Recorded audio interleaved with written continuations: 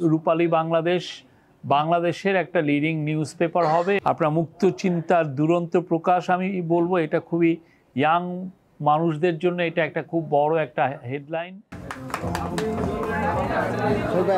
খুবই একটা সুন্দর অকেশন। আপনারা প্রথম নবযাত্রার প্রথম বর্ষপূর্তিতে আপনারা আমাকে ডেকেছেন, আমি অনার্ড। আমি আশা করি রূপালী যাত্রার সামনের জার্নিগুলো আরও বেটার হবে।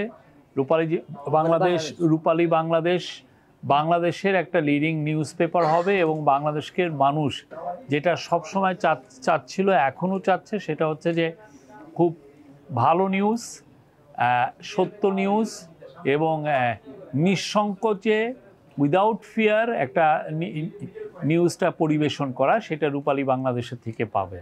এটা খুবই আপনার মুক্ত চিন্তার দুরন্ত প্রকাশ, আমি বলবো এটা খুবই ইয়াং মানুষদের জন্য এটা একটা খুব বড় একটা হেডলাইন বা স্লোগান। আমার মনে হয় যে ইয়াংরা আপনাদের পত্রিকা আরও পড়বে।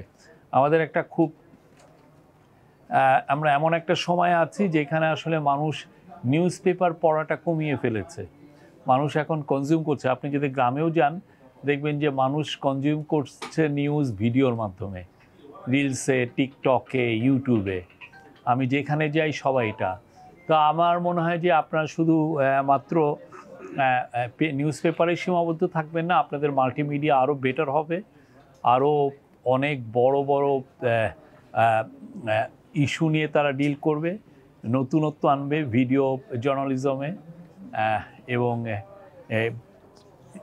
Multimedia, specially